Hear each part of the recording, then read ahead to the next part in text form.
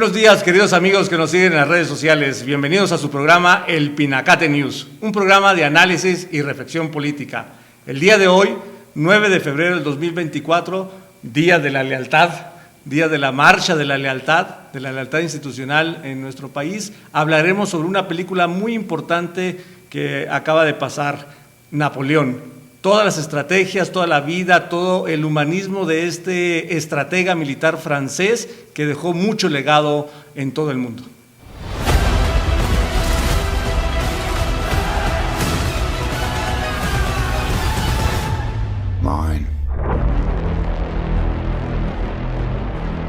Muchas gracias, queridos amigos, por continuar con nosotros. Pues el día de hoy nos acompaña el doctor Rafael Tonatiuh Ramírez Beltrán y el maestro Armando Meixuero, grandes amigos y grandes especialistas en la educación en nuestro país. Y pues bueno, empezando ya con el análisis duro, mi querido doctor Tonatiuh, ¿qué nos puede decir de la película Napoleón? Pues primero agradecerte como siempre que estés acá con nosotros y la invitación. Y la verdad es que hay muchísimo que decir en términos generales. Yo creo que en términos fundamentalmente cinematográficos, es una de las grandes excepciones del año pasado, el Napoleón, porque era una película muy esperada.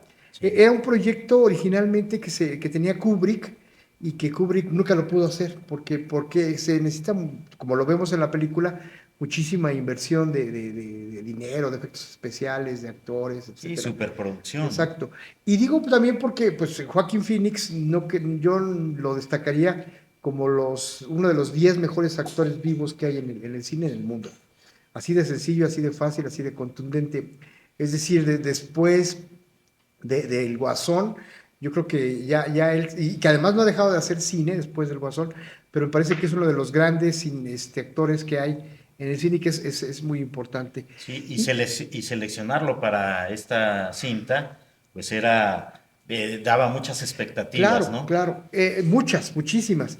A mí no me gustaba desde el casting porque no es chaparrito, o sea, no es tan alto, pero tampoco es tan chaparrito. Y Napoleón era chaparro, ¿no? Entonces, lo que creo, y a veces creo que en cuestión de tomas tendría que haber elegido más contrapicadas, etcétera, claro, para hacerlo. Lo hacen a veces, pero sobre todo cuando ya está más robusto Napoleón, lo hacen, pero no terminas de convencerte, no sé si me expliqué, claro, de su estatura, que digo, desde su tumba que yo veía de niño, que era como una especie de un pequeño sarcófago, siempre se ha hablado de eso, ¿no? Sí. Y que mucho también se habla de eso en términos psicoanalíticos, que mucho de su sublimación en términos militares, de su arrojo, tenía que ver con esa incapacidad física, vamos a decir, que no es tanta, pero lo que quiero decir es que sí es. No hay que minimizar. No, tan es así que, volviendo al asunto del ejército, te pide determinada estatura para las Fuerzas Armadas, o sea, no es, cosas que a veces me da un poco de risa a mí, sobre todo si ahora lo ves, lo traslapas al fútbol, en el Pachuca, si no medías 1.80, no te reclutaban. Y ahora los que mueven el equipo son 2 de 1.60, ¿no? Entonces uno en la selección, tú lo que dices, pues a veces sorprende, ¿no? Sí, bueno, el caso de Messi es emblemático. Claro. Entonces lo que quiero decir es que sí me parece un dato. Y lo otro es, me parece que la película pues tendría un gran reto, sobre todo como se lo plantea Ridley Scott, de hacer una película periodista, que abarca prácticamente desde el inicio de la Revolución Francesa, cuando le quitan la cabeza a María Antonieta, hasta pues prácticamente su muerte de Napoleón, ¿no? Que no son demasiados años tampoco, o sea, incluso, digamos, en términos de drama, pues empieza la película y ahí está Napoleón cuando están cortándole la cabeza a María Antonieta, ¿no? Que no creo que haya pasado, pero funciona en términos dramáticos para poderlo contar, ¿no? Para empezar, yo diría que eso es. Me gustaría hablar después de Ridley Scott, que es uno de los inmensos directores vivos que hay en el mundo. Claro. Bueno, yo también agradezco la invitación, Joaquín, como siempre. Y yo quisiera comentar, abonando un poco a lo que ya dijo Tona, a mí me parece que es una película que tenía como muchas expectativas por todo lo dicho, por el director, porque era una superproducción. Incluso el tráiler estaba muy bien hecho porque sí generaba toda una expectativa que efectivamente cuando uno ve la película dice, uy, se queda corto todo lo que tú vas diciendo, es decir, el director, lo que uno esperaba del director, como, bueno, como obras como Blade Runner, etcétera, Gladiador, bueno, por otro lado, el actor también. Y como dices, yo creo que se desperdiciaron en la fotografía el uso de los drones. Porque sí, y ya hablaremos yo creo que de ese aspecto de las estrategias, sí utilizan las cámaras en drones para las tomas aéreas sobre cómo se van moviendo los ejércitos. Y eso sí, de verdad es espectacular. A mí me parece maravilloso. Y creo que ahí tú sí podrías platicar exactamente cómo era toda esta cuestión de, de la estrategia militar. Por otro lado, el personaje que pareciera ser que, aunque es Joaquin Phoenix, queda también como corto por las características físicas.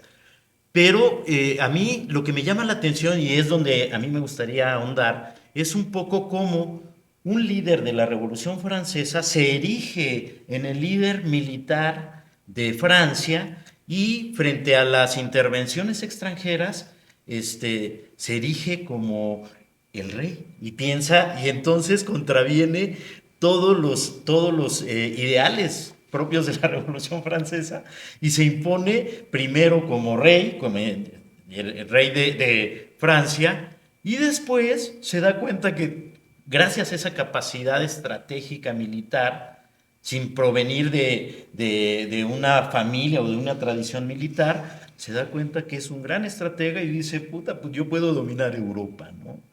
Y de ahí da un salto interesante, que es el tema que a mí me gustaría abordar, de la educación militar, que ya hemos hablado en otros programas, y que tiene que ver como también Napoleón, como contraparte de la educación militar prusiana, pues va a tratar de imponer una educación militar en Francia.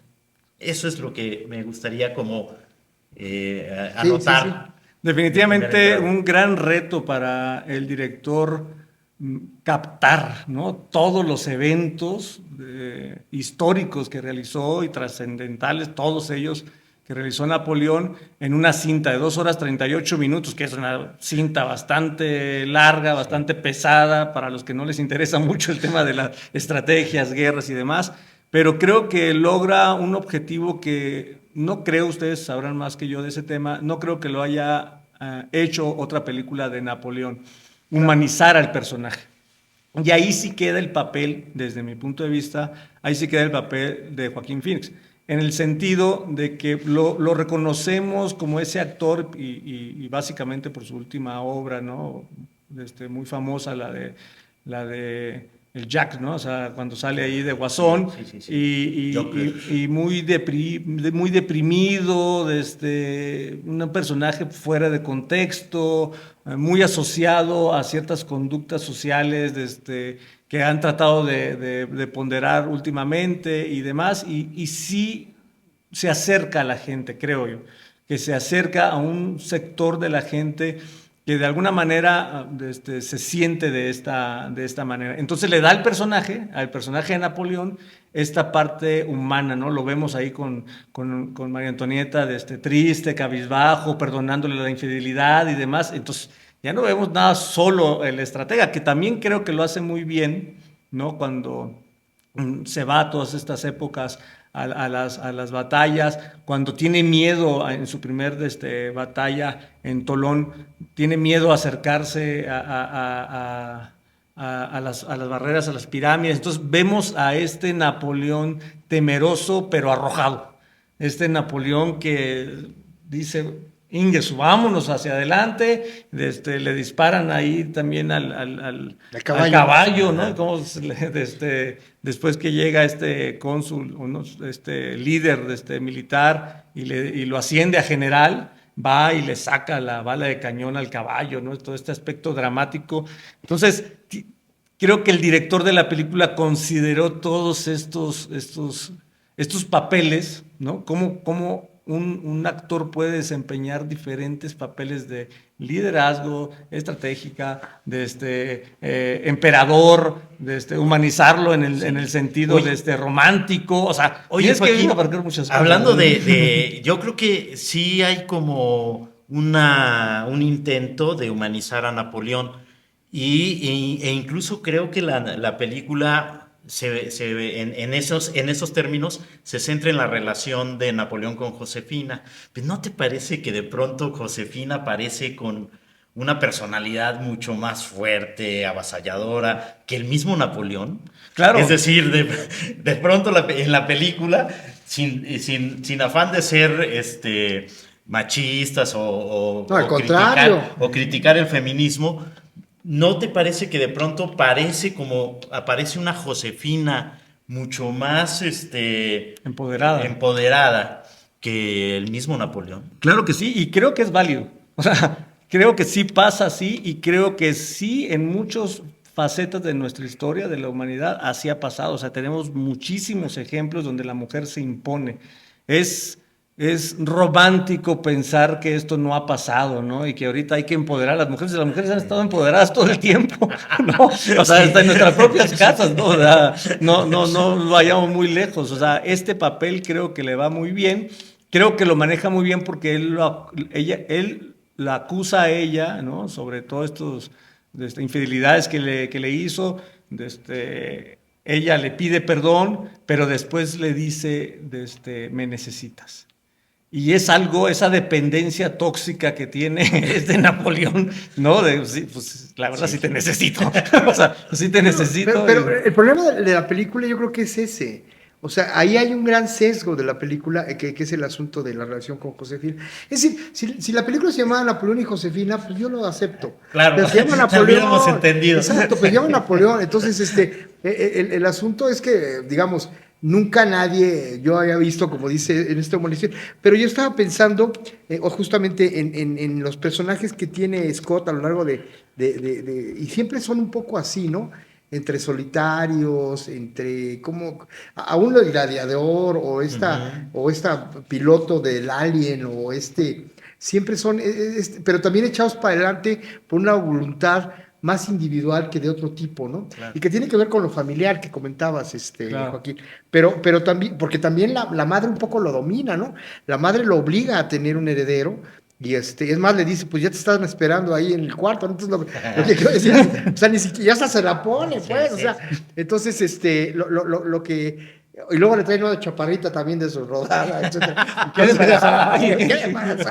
Entonces, lo que quiero decir es que sí me parece que ahí hay mucha cuestión de sesgo. En cambio, hay cosas que a mí me fascinan de la película, que tienen que ver con dos cosas, las cuestiones de la evolución política, como ya lo citabas tú, Armando, pero por ejemplo el golpe de Estado, donde él parece como una caricatura de sí mismo. Entonces él al principio como que cuando ya está, o sea, el complot, él lo termina persiguiendo y casi aventando a patadas. Y luego sale, ¡ay, vengas, aquí están mis cuates del ejército! No estoy mencionando nada de un gobierno actual o algo, pero los llaman cuates del ejército y ya entra muy Dios acá, ¿no? Entonces, pero es un golpe de Estado. Sí. Es un golpe de Estado, pues como el de Huerta a Madero, o sea, no es cualquier cosa. No es menor, como cualquier golpe de Estado, pienso en las dictaduras militares en Sudamérica, ¿no? Pero también en términos, digamos, cinematográficos, lo que más me apasionó de la película son las estrategias. Por ejemplo, cuando ahorita dijiste de Toulon, ¿por qué funden los cañones? ¿Para hacer cañones más chiquitos? Sí, o para hacerles bolas de cañón. O para hacer las bolas de cañón. Y luego, como le dicen, para mí la sorpresa lo es todo, ¿no? Entonces, como una especie, y que de eso nunca se va a traicionar. Siempre va a tratar de sorprender a sus enemigos en el campo de batalla, ¿no? Y luego, por esto, ¿no? Este arrojo. O sea, aún después de que cae la bala en el caballo, él se sube solito, siendo pues ya general, etcétera. No, todavía no es general. No, pero sube y se rifa ahí con la espada, etcétera, etcétera. El arrojo, exacto. Entonces, lo que quiero decir es, me parece que sí es muy importante. Y sobre todo, la del hielo. Esa batalla. Esa es fabulosa. Es una gran con los rusos. Con los rusos.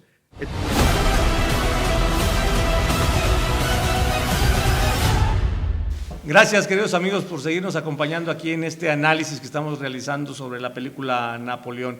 Y bueno, se quedaron ahí algunas preguntas abiertas, ¿no?, respecto a la intervención de pues diferentes sectores, tanto el diplomático, principalmente yo creo en el imperio de Napoleón, pero muy especialmente el tema familiar, no solo tampoco de Josefina, su esposa, sino también de su mamá, cuando le pide que tiene que tener un heredero. Y esto nos habla sobre la influencia que tiene la familia en el gobernante, ¿no?, en aquel que tiene ese derecho de ejercer el poder, ¿no? ¿Con qué elementos la mamá de Napoleón le habrá dicho tienes que tener un heredero? O sea, ¿con qué elementos tradicionales, ¿no?, de la época, siendo que los emperadores pues eran designados por mandato divino y demás? O sea, ¿con qué elementos la mamá se le ocurre decir, bueno, creo que tienes que tener un heredero porque eres un emperador, ¿no?, eres elegido por Dios, pero pues no viene de un linaje tampoco de ningún tipo? Entonces, esto viene siendo recurrente en todos los gobiernos, hasta en los actuales, ¿no?, claro, donde se le hereda al familiar este derecho, y es algo que no consideramos, y a mí sí me parece importante señalarlo, es algo que no consideramos en el momento que ejercemos nuestro derecho al voto. En el momento que salimos a las casillas a votar por un gobernante, no pensamos sobre la influencia que tiene la familia en esto. Y lejos de que sea lo único importante, tampoco cuestionamos toda la metodología que debería existir en torno a este hecho. O sea, toda esta regulación que se ha venido trabajando por años para que no intervengan los familiares de los políticos en el poder, en las decisiones de los mismos, pues, ¿dónde quedaron? O sea, ¿dónde quedaron? Yo recuerdo que antes criticábamos que estaba el familiar de fulano de tal, o desde los Fox, ¿no? O sea, ¿qué están haciendo sus hijos interviniendo? O sea, que en las épocas, utilizando la narrativa actual, en las épocas neoliberales y en las épocas actuales, sigue aplicando lo mismo. La familia tiene un importante peso en la toma de decisiones del gobierno. Sí, no solamente, Joaquín, el nepotismo, o sea, digamos que tú pongas a alguien de tu familia, y sigue pasando, o sea, si ven las listas de candidatos a diputados y de senadores actualmente, pues ahí ves apellidos, ¿no? Y la gente reclamando, por ejemplo, que hacia la presidencia sea uno de que fue candidato, como si ese fuera hereditario. O sea, si mi papá fue candidato a la presidencia, pues yo tengo que ser candidato, pues, ¿cómo estaríamos, no? Cuando justamente la ruptura se da en la primera parte de la película de matar al rey, que sí, ese sí tenía linaje, digamos, bueno, la rey, en este caso María Antonieta, que tenían linaje, digamos, de alcurnia, ¿no? Luis XVI, Luis XIV, luego hacia allá, ¿no? Y todos venían por ser hijos de Dios, o sea, tenían algo que ver con Dios, pero Napoleón, pues ya no. Ahora, es un periodo de ruptura, no fácil. En México mismo, pues si Iturbide se decide, ¿no? O sea, o sí, Santana se ve con la tentación. O el retorno de Maximiliano. El retorno de Maximiliano. O la imposición de claro. Maximiliano. Entonces, en el siglo XIX, siglo de caudillos, decía Krause, pues eso es muy, en México es muy frecuente esto que ya está, bueno, tal es así que nos invade uno de los Napoleones por acá, ¿no? Sí. Entonces, lo que quiero decir es, no es menor el caso de esto que retrata la película con la relación también de Josefina, en términos de algún amigo decía muy sarcástico, decía, nadie puede competir con 8 horas en la cama, ¿no? O sea, dicho esto sin ningún tipo de albur ni nada, o sea, si está tu esposa ahí, pues te va a influir de alguna manera o de muchas maneras para poder tomar decisiones de otro tipo. Y se ve clarito en la película, que sí ejerce. Luego lo que viene, la ruptura, que es muy duro, que prácticamente la mandan al exilio a ella y luego él se va, etcétera, y los separan, que acaba por terminar por derrotar a los dos, ¿no? Es decir, esta pareja, casi todas las parejas son parejas en el ámbito político de poder, ¿no? Sí. Y no sabe cuál domina a cuál, ¿no? En términos generales, en esta escena que tú contabas de los perdones, ¿no? Te perdono, sí, pero pero me necesitas, ¿no? Entonces, pues ese es muy duro, ¿no? No claro. sé, Armando. No, yo pienso en este periodo como de transiciones, efectivamente como que digamos que la Revolución Francesa lo que estaba socavando era las monarquías o las monarquías, que del todo no desaparecen, incluso vemos que y a mí me parece que ese es un proceso interesante incluso en la misma película de Napoleón, como el líder, uno de los líderes revolucionarios franceses, se legitima como el líder y entonces el pueblo en oposición al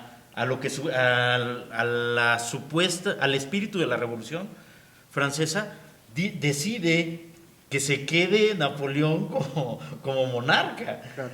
Y eso es una contradicción pues muy interesante, porque el coqueteo a Napoleón, pues sí, tengo esa legitimidad. Y entonces creo que ahí entra la madre diciendo, pues, o sea, ese es el momento. Necesitas un heredero porque tú vas a continuar con este liderazgo, ¿no? Pero en esta periodicidad que nos plantea la película es muy duro. Hay escenas, porque yo acababa de ver un documental sobre los chalecos amarillos, que si quieren después platicamos, sobre la violencia policíaca hacia los chalecos amarillos. Pues este muchachito Napoleón, sin el mayor empacho, les manda bombazos a la gente, al pueblo. O sea, cuando hay una movilización, una revuelta, etcétera, etcétera, al mismo pueblo lo masacra. O sea, sin ningún, ¿qué 68 ni qué? No, los masacra. Y sin ningún problema, ¿no? Y después se erige sobre ellos. Es bien, muy interesante, perdón, que lo interrumpa, doctor, pero es muy interesante dos aspectos que se vislumbran aquí. Uno, el comportamiento de la sociedad. O sea, este comportamiento de alguna forma manipulado por algunos líderes que los lleva a repudiar a su monarca, ¿no? La apedrean, le tiran de cosas, le dicen de cosas, le cortan la cabeza, todavía muestran la cabeza de la monarca y aplauden y siguen enardecidos. Y después esta misma gente se voltea, ¿no? Este mismo descontrol, ¿no? de estas narrativas y estas retóricas que utilizan los líderes, los van encaminando, ¿no? Y es algo que, dicho sea de paso, sigue pasando, pues. El poder político y este actor, este personaje que va sobre el poder, ¿no? Desde mi punto de vista, lleva ese arrojo, donde no se puede parar, ¿no? O sea, yo siento a Napoleón en la primera intervención donde dice, pues, o sea, me están disparando, las llevo de perder, pero no debo de perder el impulso, ¿no? Este arrojo, y lo traslado al punto de vista político, del líder político, y es lo mismo. Si no hay un freno, si no hay alguien que me pare, si no tiene esa misma fortaleza, no me voy a parar. Yo voy a seguir hasta donde me dé, porque es la inercia, ¿no? Lo que les lleva a ese punto de ganar. Y cuando ganas uno, ganas dos, gana tres, dices, no, pues sí soy bien fregón. O sea, sí me la creo y sí soy aquel que viene de alguna manera a darles tranquilidad y paz a la sociedad, pero realmente estás viendo el desorden. O sea, estás viendo el desorden que está ocasionando todas estas decisiones y las decisiones de tu familia. Pues ahí está Pepe Botella, ¿no? El famoso hermano que siempre estuvo atrás impulsándolo, el canciller, ahora tienes que ser cónsul porque si no eres cónsul te toca. O sea, ¿por qué? Porque veían debilitada, en este caso a la oposición francesa, ¿no?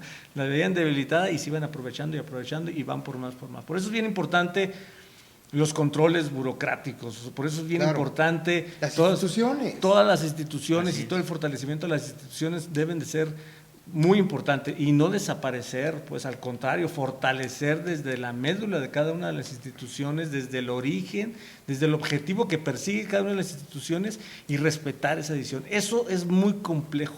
El día de ayer tuve una plática en una clase en el que decían si era válido o no las mañaneras.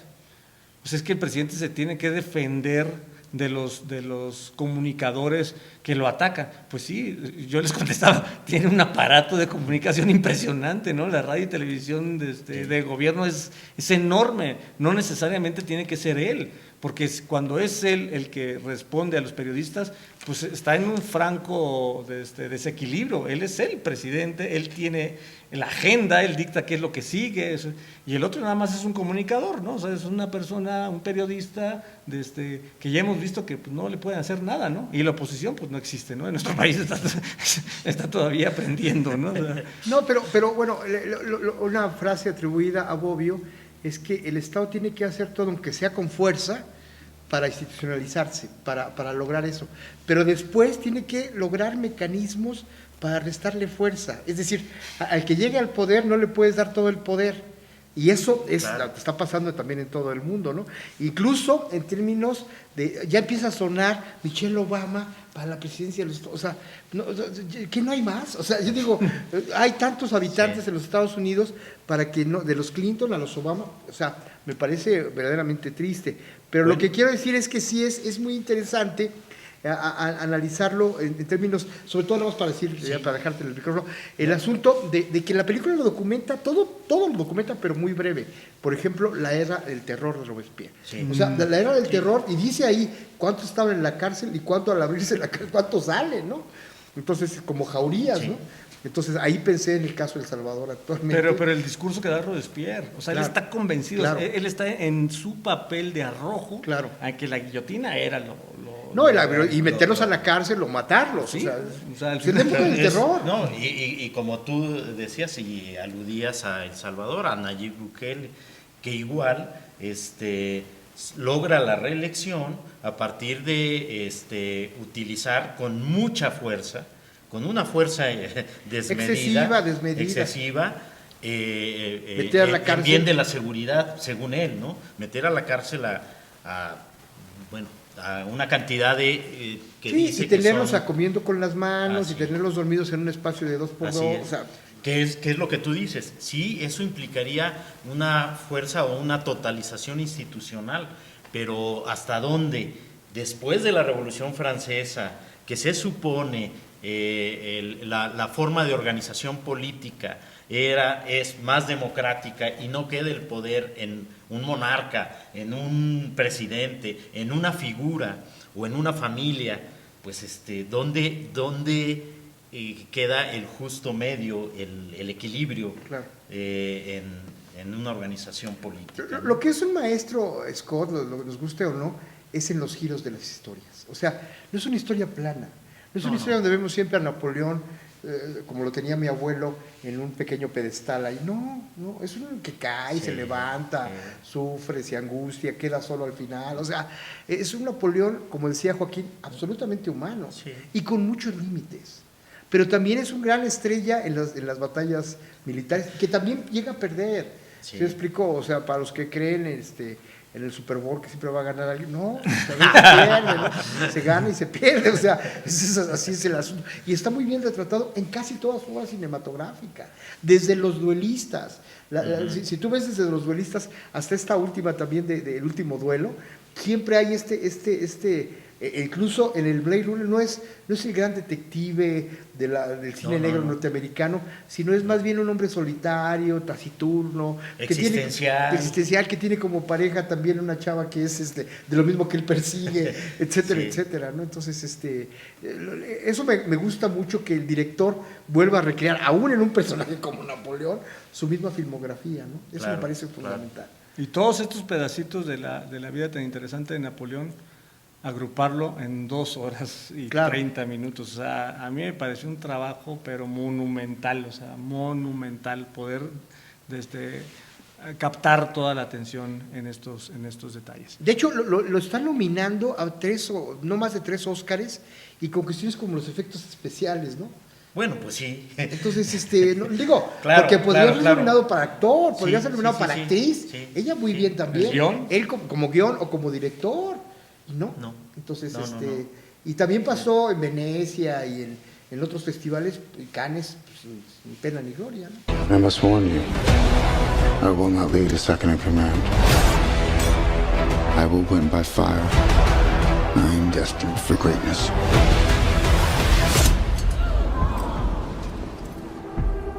I found the crown of France in the gutter and placed it atop my own head. Gracias, queridos amigos, por continuar con nosotros. Pues seguimos en este intenso análisis en el cual pues yo sigo aprendiendo mucho de mis queridos amigos, del doctor Tonatiuh, de Armando Mechero, grandes formadores en México. Y pues bueno, está esta parte de la película que no podemos dejar pasar, que son las batallas, ¿no? Lo que realmente hace el talento, ¿no? Lo que lo hace talentoso a Napoleón, pues no es hacerlo humano, estar batallando con la esposa, y verlo triste, ¿no? Sino en la parte de esplendor de él, donde él se siente cómodo, donde él es un gran talentoso de las estrategias militares, es en las batallas, ¿no? En manejar gente, manejar terreno, manejar armamento, equipo, material, todos estos detalles que se utilizan en la guerra, y este arte de la guerra, ¿no? Cómo implementarlo, ¿no? Para ganar batallas, algo sumamente complejo que en la actualidad, digo, no sigue siendo muy diferente, aunque hay muchísima tecnología ya. Hay libros de cabecera de Napoleón, del Sun Tzu, del arte de la guerra, de Nicolás Bernardo de Maquiavelo, de la guerra también, ¿no? El Príncipe, y toda esta bibliografía que tiene que tener uno de cabecera para estudiar la guerra. Sí, la palabra estrategia, que tanto se usa, por ejemplo, en muchas disciplinas del saber científico, en el caso de la pedagogía, la estrategia didáctica, por ejemplo, ¿no? O sea, es anticiparse a lo que es un terreno de juego, que es un salón de clases, pero se usa en otras ramas, por ejemplo, en la mercadotecnia, ¿no? En la mercadotecnia, si tú ves, sí, la cantidad que gastan en publicidad, pero lo importante es dónde vas a colocar los anuncios, a quién le vas a dirigir, qué mensaje les vas a dirigir. Es una estrategia, o sea, como un antes que se tiene que dar en los hechos, ¿no?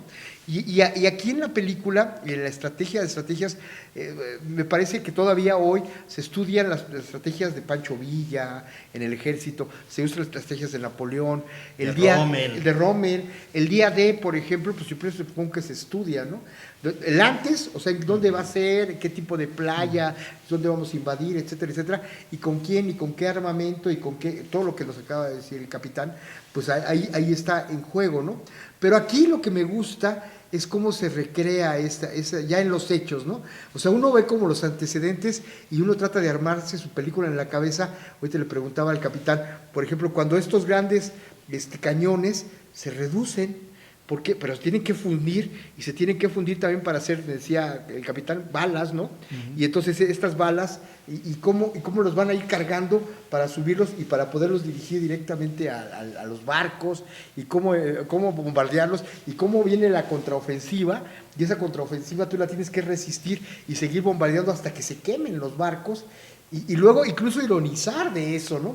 Ironizar, decir, ustedes los británicos lo único que tienen son barcos. O sea, me parece que eso es maravilloso, en la película muy bien recreado, pero a mí, si uno se queda a las 2 horas y media, es por esta batalla de Rusia, ¿no? Sí. Porque también en Rusia va a ser derrotado después Napoleón, pero primero, digamos, ante el invierno ruso que ni Hitler pudo soportar. Pero aquí en esta batalla se ve con mucho detalle la preparación y cómo oculta a la gente, les pone, ¿no? Y cómo de buenas a primeras van saliendo, y cómo se enfrentan al enemigo, y cómo lo van orillando hacia el terreno que quiere Napoleón. O sea, Napoleón lo va, los va empujando, y me parece que es muy descriptiva con todo lo que decías tú, Armando, de los drones, sí, ¿no? De las tomas aéreas. Y submarinas. Sí. Que me parece, si yo le diera el Oscar por efectos especiales, lo daría porque ves allá los caballos que se van hundiendo. Entonces, yo no sé si por computadora o no sé cómo, pero es maravilloso, ¿no? Yo creo que un común denominador con estos grandes estrategas, no solo de Napoleón, estamos hablando de Alejandro Magno y demás. Uno, primero, es la preparación. Todos son grandes estrategas porque tienen una preparación sólida, básica, y están en constante estudio, o sea, siempre están perfeccionando esta preparación. Y ya después de tener todos los elementos de juicio y de haber estudiado las estrategias pasadas a su época, yo creo que el gran talento de todos ellos es el arte de la improvisación. Claro. Esa parte de la improvisación. Que a veces no se quiere tocar, ¿no? Sí, pero o que parece así como muy relajada, pero lo vemos con nuestros políticos también actuales. Claro. O sea, van improvisando en el momento, sí. ¿No? Dice uno, están trabajando en las piernas, ¿no? Sobre, o sea, las rodillas. No traen ningún plan, no traen ninguna que obviamente beneficia mucho para la tranquilidad de todos. Solo lee el teleprompter, dice alguna. Pero este arte de la improvisación obviamente tiene que ver con todos estos agentes secretos, ¿no? Si tú tienes un plan estructurado y demás, se empieza a filtrar y se empieza a descubrir tu estrategia, inclusive con tus propios comandantes, con tus propios generales. Tú no debes de revelar toda la información. Tú vas a hacer esta parte y te vas a encargar de esta parte. Oye, ¿de qué se va a tratar lo demás? Eso a ti no te interesa.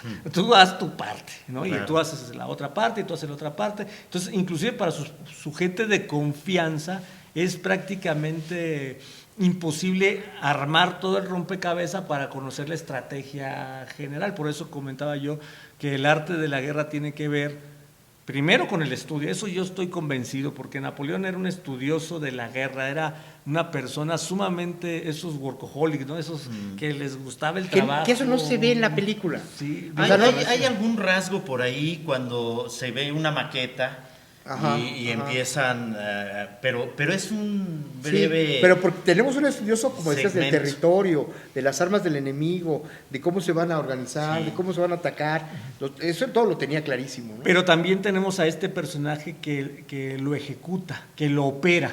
No solo se queda en la estrategia del mapa, del plan, sino que es un líder que va al terreno, ¿no? Es un líder que va y lo realiza en el terreno y sabe de propia mano qué es lo que sufre su gente, de qué carece, qué necesidades tiene, no solo el soldado, sino la sociedad, ¿no? Un gran influyente en una estrategia militar es la propia sociedad en el terreno. Ellos te pasan las pautas, ¿no? De, mira, aquí está este camino, esto... pero que entonces tiene que ver con esta improvisación sobre la marcha, sobre el conocimiento del terreno, que más o menos se vislumbra en aquella escena del lago, ¿no? Es decir, de pronto conoces el terreno o crees conocerlo, pero no es lo mismo que ya estar ahí. Exacto. Y entonces Napoleón debe tomar decisiones, que es lo que tú llamas como esa improvisación, pero basado en una técnica, como un músico de jazz. El músico de jazz dicen que técnicamente sabe perfectamente cómo tocar, pero cuando está con los otros tiene que improvisar tiempos. Con el vocalista, ¿no? Sí, ¿Qué horas entro, así ¿no? es. Sí, yo creo que es sumamente importante esto, o sea, que se conozca primero todos los elementos, que seas un estudioso, y esta parte yo sigo recalcando, no sale en la película, pero así era Napoleón. Napoleón era un apasionado del trabajo, era un apasionado del estudio, era una persona sumamente comprometida con eso lo traía él, ¿no? Este hombre de las 3 islas, ¿no? En una nace, en otra está prisionero y en otra muere, ¿no? Este hombre de las 3 islas, como se le conocía a Napoleón, poca gente sabe que era un trabajador empedernido, ¿no? Estaba aferrado al estudio y aferrado a estudiar las estrategias de otros y cómo implementar las propias, ¿no? Hacerlas suyas, ¿no? Sí, y ahorita decías de las mañaneras, ¿no? Y entonces alguien me decía, algún comunicador político me decía, es que la mañanera es la cosa más evidente que te puedas imaginar. Es una comunicación directa, sin intermediarios, sin medios, sin etcétera. Exacto. Y entonces él todos los días hace eso. Es una estrategia. Es lo que hacen los sacerdotes. Exacto, también. En la homilía ellos es lo que están haciendo. Ahora, es una estrategia perfectamente pensada. Porque incluso a veces le preguntan una cosa y contesta otra. ¿Por qué? Pues porque es estrategia. O sea, el que no entienda que la política es la guerra por otros lados, no va a entender nunca nada. Aquí lo que vemos en Napoleón son las dos cosas. Hay estrategias políticas, que es todo esto diplomático, toda esta relación que tiene con sus mismos gobernados, pero también hay estrategia militar, y un personaje que asuma las dos cosas, por eso es el tamaño de Napoleón. Es decir, al principio del programa yo dije que decepcionó.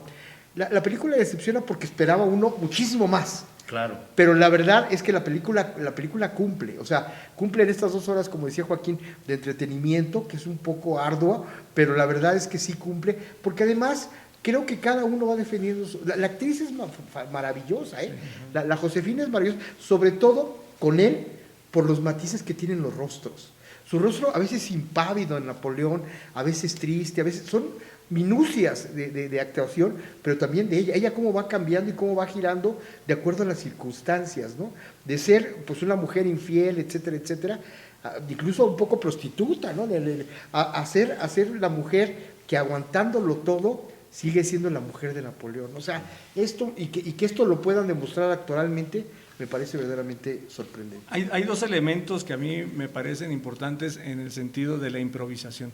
Cuando tú ya tienes todo el estudio e improvisas, revelas dos cosas, que creo que también lo revela la mañanera. Uno es ser auténtico. Claro. No tienes que ser otra persona. O sea, Claro. la gente te identifica ya como tú eres. No tienes por qué ser otra persona. Y creo que es un error hacer las mañaneras de Xochitl. O sea, es una copia Burda. muy mala de lo que hace el presidente, porque ella quiere engancharse de lo que es otra persona, ¿no? Y la otra cuestión es la sorpresa. Cuando tú improvisas, ¿no? Y eres auténtico, sorprendes, y a la hora de sorprender, ganas esa expectativa. En la ofensiva, en las estrategias de la guerra, un ejército lleva la ofensiva forzosamente y otro está en la defensiva, ¿no? Normalmente dicen que el que va a la ofensiva es el que lleva las de ganar, ¿no? O sea, siempre el que va a la ofensiva por este arrojo, por todos estos elementos que tuvo que haber preparado antes de arrojarse, antes de aventarse, ¿no? Y el de la defensiva, pues está esperando a ver a qué horas chingados me atacan, hijo de la chingada, ¿no? Y lo único que puede hacer es preparar el terreno, hacer trincheras, acondicionar y aguantar vara, ¿no? O sea, es lo que tiene que hacer el que está a la defensiva. Por eso el que lleva la ofensiva lleva la ventaja. Entonces, la improvisación te lleva a ser auténtico, ¿sí? Y a tener este elemento fundamental en la guerra, que es la sorpresa. Ojalá nos estén escuchando el equipo de campaña de Xochitl Gálvez. Yo pensé que los jefes de Kansas City o... También, aplica también para Claro, es una jugada, una reversible, Sí. por ejemplo, nadie se Sí. espera esa Ahora, jugada. esta idea que dice, efectivamente creo que quien va a la ofensiva generalmente tiene como la visión de ser el ganador en la mayoría de los casos. Pero hay ejemplos como por ejemplo la selección italiana, que solo se dedicaba a defender. El catenaccio. El catenaccio. Y que sorprenden, pero de otro modo. Claro. Como si estuvieran esperando, ¿no? Y es al contragolpe, en una jugada, y es aguantar y mermar con eso al que ofende. Al desgastarlo. Yo me voy a llevar- Sí, que eran los asedios famosos, Sí, ¿no? Cuando estás sí. asediando Sí, una exactamente. ciudad amurallada y estás aguantando el asedio, ¿no? Pero aquí la diferencia es de que siempre en el asedio tienes que responder, ¿no? Creo que hay pocas ocasiones, y creo que Israel es una, ¿no? Ahí en las cruzadas, donde el asedio pues vencía al oponente, en este caso a Saladín y a este tipo de estrategas árabes, pero eran años, o sea, Claro, años y claro, años claro. aguantando y aguantando y aguantando. O siglos, el muro, ¿cómo se llama? En China, la ciudad el muro de Berlín, la muralla, ¿no? Sí, la muralla. Pues una china. que era tanto el terror que le tenían, que eso es muy importante en términos de cómo te vas defendiendo, de acuerdo a lo que te va dando tu territorio y tu circunstancia y tus armas y tu poder, ¿no? Sí. Claro, y todo lo que en la época pues no existía, ¿no? Todos estos estudios y toda esta tecnología, ¿no? Lo de la muralla china me hizo recordar, doctor, que pensaban que atrás de la muralla había dragones y había Claro, monstruos claro. y había todo este Sí. misticismo, ¿no? Que no, si te cruzas te va a comer Que, el lobo, que ¿no? tendría que ver en la base del desconocimiento del territorio donde estás interviniendo, ¿no? Y es el caso, por ejemplo, de guerrilleros en la selva. Híjole, cuando el que Sí, no Vietnam. conoce el terreno, Vietnam. Pero Chiapas. en las mañaneras también, el terror que imprime Claro. el presidente, decirle, voy por ti, Ota, no, ya no, Sí, también. ya mejor no salgo, ¿no? Pues Sí, muchas gracias por acompañarnos. No sé si quieran cerrar con algún comentario Yo para me nuestro llevo auditorio. esa batalla, sobre todo por el rostro de Napoleón, cuando le dicen, ya llegaron, general, ahí están el enemigo, y él está medio adormilado, y dice, qué bueno que ya llegaron, porque ya tiene Sí, todo tranquilo, preparado, sí, tranquilo. ya tiene todo Sí, preparado. sí. Pero ese rostro, es a lo que digo de Joaquín Phoenix, ¿no? No tiene que ser el rostro mutante, sino tranquilo. Qué bueno que ya llegaron. Así es. Pues mil gracias, Armando, mil gracias, gracias. doctor No, gracias a ti. Tonatiuh, por acompañarnos. Y bueno, nos comprometemos a un siguiente programa. ¿Hablamos de Alejandro o no? Sí, hablamos de Alejandro Magno, por Alejandro ejemplo. Magno, sí. Entonces, ese sería un buen programa y otras películas que andan por ahí también ya. Las que gusten, aquí estamos a sus órdenes. Mil gracias. Gracias.